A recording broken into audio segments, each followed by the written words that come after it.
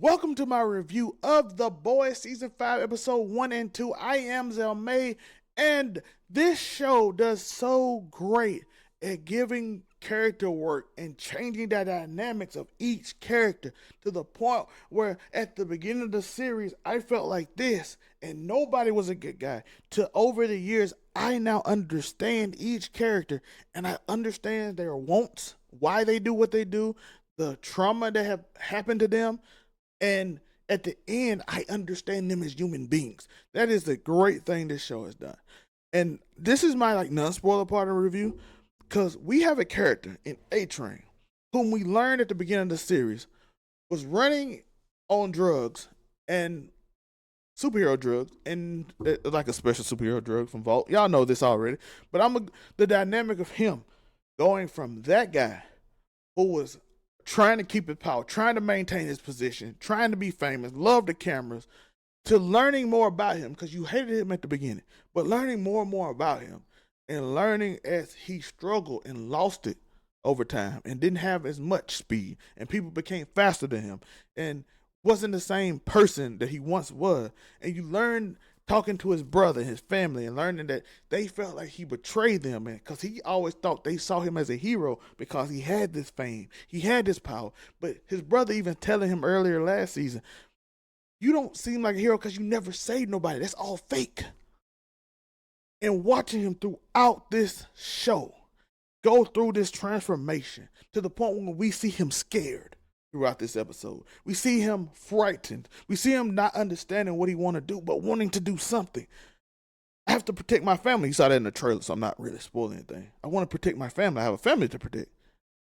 To just all these random situations that he went through, and watching where he ended up as a full circle moment through the whole thing, which I'm going to talk about later, all the way to Hughie become disliking this man, hating this man, to where he thought of this man in episode 2. And how now Hughie, who was this vengeful person, just like Butch, and became more of a positive light now, to where he can talk to people that's in this camp and tell them don't give up. To all the way to Butch, who is being this person, became more of that person because of the way he was framed as a child, his childhood, the trauma he possessed, the things that happened to him. He just became more hardened. In which I like the dynamic of Butch having the superpowers in this, compared to the comics, versus Hughie having the superpowers, because it made a more interesting dynamic to me. Let me know your thoughts on that in the comments, by the way. Do you think that Hughie and Butch switching and how the comics did it versus how this did it worked well? To having Ashley, who now has superpowers, who didn't, who we found out more about her in episode 2, which I'm going to talk about later, so that's a spoiler, so I don't want to speak on it, to Homelander and how his character has changed. He's still that person who thinks he's all powerful, who has this giant ego, but he has these moments, a lot of weaknesses. He has a lot of weaknesses to his character. And we go over even this season, specifically in episode 1 and 2, we start seeing it more and more, even though we had been seeing it, on his flaws and his weaknesses. All of them, from Starlight and what she went through, from being this beacon who made Hughie a beacon, to now being more what she is after the events of last season, which she might have caused a lot of trauma and stuff to happen, right? So let's get in this episode. We were finna get into spoilers now, so I do want to say that. But let me know your thoughts on A-Train and how he fit. Y'all know, if you saw the episode, you spoiled. Go in the comments, put spoilers on it, and we can talk about it. Even though this video is a spoiler video as well. But we can talk about it. Make sure you like and subscribe. If you have a hype button, please use that. But let me know your thoughts on A-Train, the character development, which is by far the best. And all the other characters who have these dynamic story builds in which we saw everybody's a villain. Now we see them as human.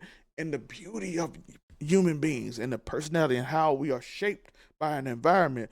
Or we can shape ourselves based on what motivations and things we have in discipline.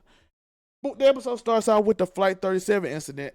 It's shown by Starlight and this other guy who hacked it as Homelander is speaking at this event.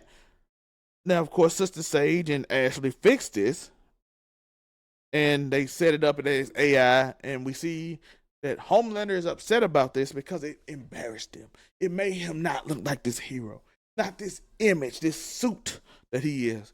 Instead, it made him feel empty and hollow because some people now fear him. They believe it. Like they not fully committed in their heart. And Sister Sage read him like a book, as she does multiple times in this show. She said, I told you before, you will never be happy, no matter what you do. Which led him to go on a rampage and say anybody that believed in her at all, even jokingly liked something as a Starbright, which is known as their now terrorist organization. It's kind of like Antifa. It's not like a real group, but it's like people that support her, so they just named them something. And then we see a scene that's really quick. Butch confronts his father, which also adds more depth to Butch. It's like kind of like it's not a throwaway scene. It's kind of like giving you a personality of Butch, in which he meets his father and tells him all the things you did to me. I remember those, and I thank you for it. But now it's my turn, which gives you more into Butch's his psychotic behavior and how he's going so far deep into this dark road is insane. We also see that Homeland is on this, like, he's on this talk show, which is coming now because they're using a lot of real life references, in which he's talking to Firecracker, and everybody's scared of him. And he doesn't like this feeling because it's not love, it's not respect, it's not even what he had earlier in this season when people looked at him as this superhero. It's more fear. And everybody around him fear him except for Firecracker. She just has like drugs and all kind of like cigarettes and all that stuff in her, which he's disgusted by, which I thought was a little nice break in the show for me. And as I said earlier, Hughie is talking to this girl named Ivy, who it's not gonna be insignificant. She's gonna get ended by Homelander later on, but he's talking to her, telling her to never give up, and that he's been through work, and that he's been through worse. He hasn't, but he that's like a common thing through him through this show. We've been through worse. We can get through this because he's like this now beacon. And if you give up, you perish. Basically, I'm not gonna say the word because you two don't like it, but if you give up, you end up a certain way. Bye bye. And then we see the Deep and Noir, however you say it now, have a Red Pill podcast in which they say this. They just start quoting the stupidest lines they can from like they see from Red Pill podcast. And then you see Starlight is watching it, of course, from trauma and everything, because she's a little bit obsessed with them people right now. And then you see Miko, who just met Butch in the area to come get her, because Butch now knows they're going to end Hughie and Frenchie. And he needs Frenchie, but he loves Hughie as well. So it's kind of like this constant dynamic throughout these 2 episodes of everybody pretending they don't care about Hughie as much, and it's the goal, but they would do anything for Hughie. And Hughie knows this. He mentions it later in the show. Interesting fact about that, though. How do y'all feel about Miko's talking? I think it's funny. I think it adds a little bit to the show. Because the silent thing, I don't know if it would have worked this season because how much trauma and stuff is going on. So her talking in full TikTok, by the way. Full brain rot. She talks in full brain rot. She told Starlight she's greasy like a McRib, which is funny because apparently she is probably greasy from all the blood and stuff she's been doing to people and meeting people and full on right now. We see how both groups meet up and start their plan on how they gonna get out. One is how they gonna get out. One of them how they gonna break them out. But we then switch to a scene when Homelander has a man's head on a table as he watches the plane video over and over again and says, "How dare they do that to me? Make me look like that? I'm not that kind of monster." And the Deep and Noir, of course, the other Noir I don't know, but the Deep know he actually did that. So he's laughing, and then Homeland looks at him, and then he's such delusional right now in being a hero that he didn't believe that he did the thing he saw he did and know he did. Which is an interesting dynamic to his character, but it adds so much to his character in this episode and the next episode. We also see Ashley, who was down the vice president, mocking DEI, which I thought was hilarious because they gave the most brain dead takes on DEI. They said, white is a color too. I'm like, that's a stupid reason, but it's hilarious, right? It's a hilarious mockery of it, which I like this show gave. The same thing with some of the Red Pill talking points. Like, a lot of these talking points are like so mundane and has no real substance. that they can openly make fun of it. Now there are arguments you can make, but they did not make any of them in these shows, and that's what a lot of people that's on TV and stuff makes. They just make these mundane arguments, and I thought it was funny they mocking it. But they end up learning that Sister Sage told her and the president that they are now gonna lock everyone up that's a Starbreak. Anybody that likes a post, innocent people who might not even did nothing but thought a post was funny, will now be locked up because Homelander is in a bad mood. Which leads to Homelander meeting Hughie, trying to break Hughie, tell him I knew about your plans the whole time. I just want to give you fake hope. Because you're a hopeful guy. I like giving you fake hope. I don't know what they see in you. I don't know what Starlight sees in you. You're a downgrade. I don't see what Butch sees in you. You hold him back because he's basically, as he told him later on, you're the only person to challenge me. I don't know why you like this guy. I don't know why they like you. You keep trying to break you in a lot of ways, but use positivity now is too much for anybody, and I appreciate that. But then they have the whole scene, and they have these fights in which Mother Milk chokes a man out with his own unit. That was different. I never thought I would see a man get choked out by his own unit because it's stretchy. We saw through the episode he was hitting people with. It's a lot. Y'all watched it. This is a spoiler part, so y'all know what I'm talking about. But the fight scene happened, and we saw him grab Hughie, and of course, you know, he called out Butch. Butch not gonna leave Hughie. Starlight actually left Hughie to take Frenchie to the bus. Butch is not leaving Hughie. I don't think Starlight gonna leave him either, but I think she tried to stay away from him, which led to this whole fight scene. And then we see A-Train show up. This beautiful scene of A-Train showing up and saving everybody and doing this heroic thing after he'd been scared so long. His brother telling him he's a hero, and everybody, he met the Deep early in this episode, in which Deep, he saw in the Deep eyes he was scared and terrified, and that he was there once. He's not going to be scared anymore. So he comes in, he saves everybody, he gets hit with a laser, and then Homelander chases him. And they have this chase off, and a full circle moment happens. This woman is in a road, and he dodges her. And the dodge made him still go so fast, he lost control, hit a tree, and basically it hurts. He's a superhuman, but going at that speed hitting trees, now he's weaker. And Homelander is not as fast as him, but close enough that he catches him. And it reminded me of the first season and how the whole thing started, as I spoke about it earlier, so I'm not going to spend too much time on it. But he literally couldn't stop himself, ran through a woman because he had somewhere to go. On drugs, trying to maintain his image. My bad, dog. I don't mean it. Don't tell nobody. We'll pay you later. Just for image. This time he had the same opportunity. Whole full circle. Episode 1, season 1. Last season, episode 1, he dodges. And it literally led to him getting hemmed up by Homelander. And he laughs. He realizes at this moment that this man is nothing but an empty man. He called him that. He said, "You are nothing but a suit. If I strip away everything, if I strip away your powers, if I strip away your money, your fame, whatever you got, if you strip away from a person all the things that they hold so dear in terms of none things inside your heart, just outside material things. If I take away your powers, if I take away your influence, if I take away your power, you are just a sad man. You are just a pathetic loser who is sad." Which leads into the next episode and probably throughout this season. That's all you are. Just a sad human being. A pathetic loser. While I know what that was like. And now to people, I'm gonna bring this up. To people in episode 2, when Hughie brings it up. And Butch says, "Aren't you glad that dude passed away? Because you hated him. It was your goal. You came to me to end him. And now he's gone. You happy?" And Hughie said, "No, I'm not happy." He became a legit, real hero. We saw his brother pour out liquor for him.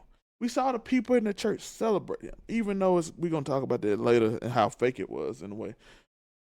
But he became a real person. He became the guy who him as a child, as we saw previous season, said he wanted to be. He's no longer empty. And I thought that was a beautiful way to have a send off for him as Homelander ends him. And it also sets up a new Homelander arc and led him to do a certain thing. And I thought that was beautifully done. So bravo to the boys season. That's episode 1. Episode 2. We start with a church. We give them that old African American send off. A homegoing service, as we call it.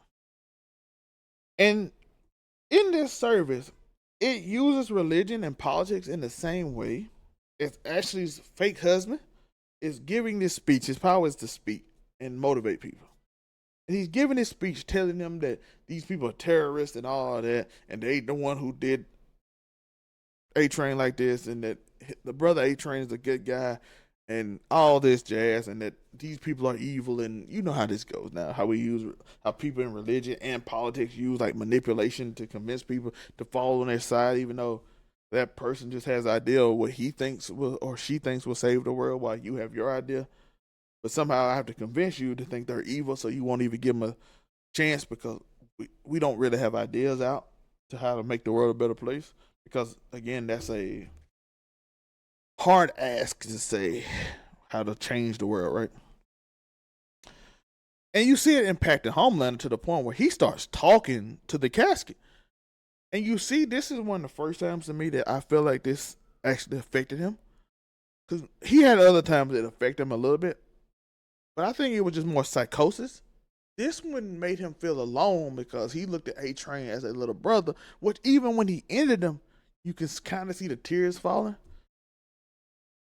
Because he felt like he had to do it to assert power, but he didn't want to do it. But that's all he knows. He knows nothing else. So now, like, why did you make me do it? I didn't want to do it. You're like a little brother to me, but you wouldn't understand power. Now, that power line ended up leading them to look for a person named Soldier Boy who would also know how it would feel to be the most powerful. Because as we saw with him talking to Butch, I respect you and I'll be sad to see you go because you're the only person to challenge me.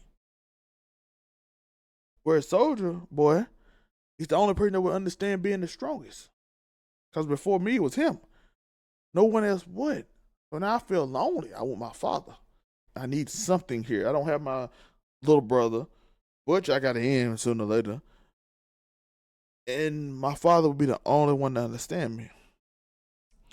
Which also leads to Sister Sage, who reads him like a book, saying I realized later on in the show, I realized that you released your father, but did you tell him about that virus that they have? Because when it happens, he said, I don't know if it'll happen. He said, when it happens, she restated again, he's going to be ended. And how will you react to that? Because I need to know that you're okay and it's just a strategic move to send him in to guinea pig it. And of course, he lies and pretends he's going to be okay. He's not going to be okay. But this also sets an interesting dynamic. Because we're going to see at the end of the episode what happens with that. But next up, we see Dr. Samir Shah is in the office and Butch lies to him, saying Homelander ended his friends and family and all that. And everybody realize how horrible person Butch is and how Butch is a liar. And then we see an interesting dynamic from a switch from Starlight being the positive light, the light. That's literally her gimmick. And Hughie being the negative person now. Now they kind of opposite ends. Starlight, as we saw her talk to French later, wants to end her because she felt like she led a lot of people to get massacred by Homelander. So she now is okay with passing away because she can't live with this. So she's okay with Butch. She has been so hardened by her life and the things that have happened to her. And the one thing that finally got her is her trying to do something good. Not doing something because she was told to, but doing something good, failing and leading to a lot of people that she can't live with it no more. So that sets up this interesting dynamic again because Mother Milk is kind of in the middle, like what's got to be done, what's got to be done. But I don't know. Because we got to stop Homelander somehow. He's rounding up innocent people. But we gotta end this somehow. I don't know. And then you see Frenchie pretend like he's on the side because he wants to. Frenchie's always wanted to learn, and Miko is upset because, of course, she has felt the pain of this virus, and she don't want nobody to go through that, and that will end all the Supes, including probably her this time. Her and Soldier Boy might be the only ones that could survive. But we'll have to see with Soldier Boy as we go through this show. But this is the spoiler. Soldier Boy survives because again he's immortal basically, and I think Miko can survive too. It'll just be really painful, and she might not fully recover from it this time if she had it again. Maybe still alive and can regenerate, but still not the same. So they come up with this plan to go find Rockhard, the part of the fake Teen Titans, and experiment on him because he's the only person that's almost as strong as Homelander. So it's the perfect person to try this on. And they go to him and they try to kidnap him, realize he's too big to move because he's become just a big giant rock now that's too big to move. And we meet Countess Crow, in which they decide to tie up and kidnap her. And she only has 2 crows now, as we found out, because the stupid feline TikToker girl and the superhero just probably eats all of them and ends them. So they don't really treat her that well because, again, her power is weird. She's the fake Raven, by the way. So I'm assuming she has like some mystic power if she's going to be Raven of this group. Because we got Feline Girl. She's going to be like Beast Boy. Got the Superman type dude with the Robin mask. And then we got Raven. And then we got the Rock Hard dude. It's like the Thing version of that. So got like a mixture of like the Teen Titans in a bunch of ways. And they end up saying we gotta sacrifice her, but Mother Milk, he can't sacrifice her. So he has a conversation with her, talks to her like his daughter, because he has a teenager. And at the end, he's gonna let her go, because of course he is.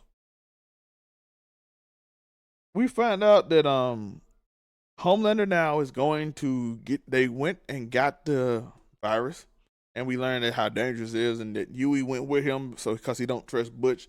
Butch might just release it to everybody and just screw it. So he's like, I'm going with you to make sure you don't do that. So he's like, okay, hold on tight. Butch is not going to do nothing to Hughie. He loves Hughie.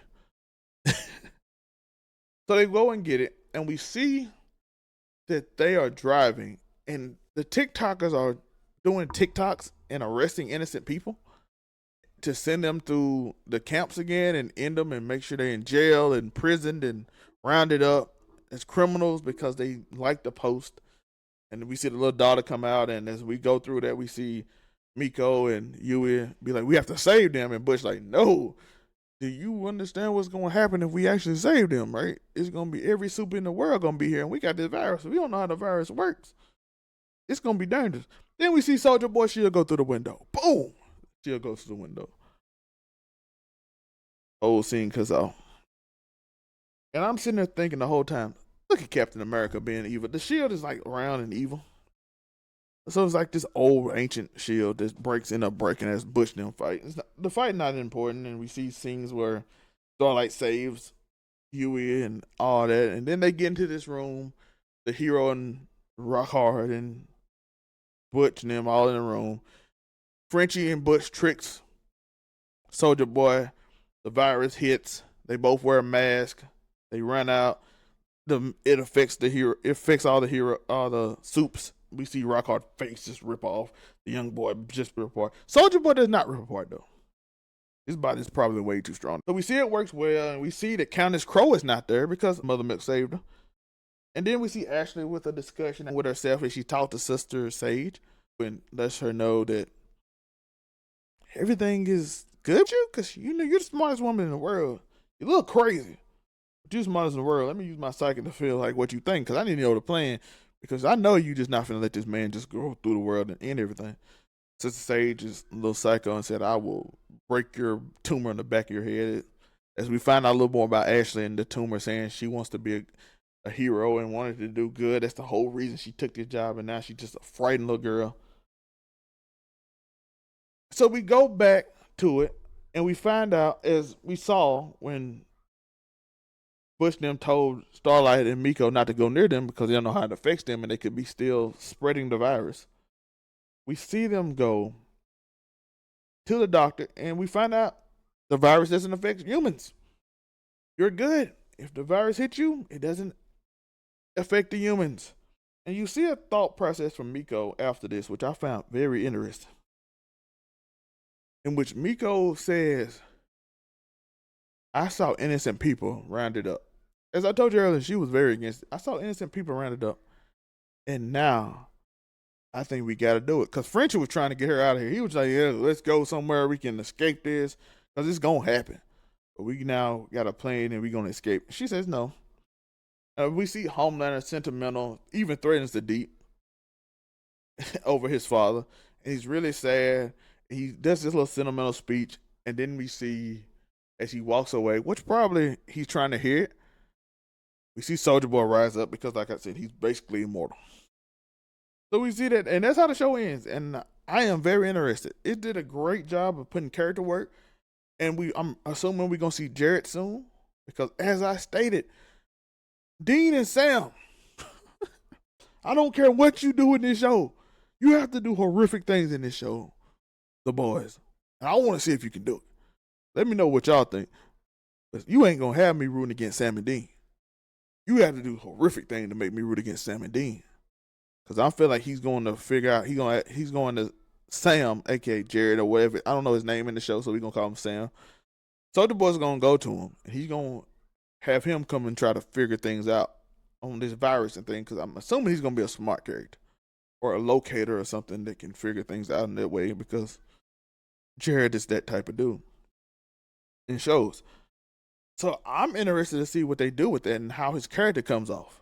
Let me know y'all thoughts. Like and subscribe, hit that notification bell. And if you have a hype and you got one of your 3 hypes, if you enjoyed the content, hit me with it. Just send me to the algorithm. I appreciate it. I enjoyed this episode. Let me know your thoughts on everything that happened. How do you feel about Starlight's change, Miko, Homelander, A-Train? Beautiful character. I think he had the best character development. Let me know in the comment.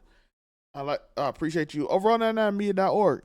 In the description below. Just click it. You can find all our type of content and everybody on the show. I appreciate y'all.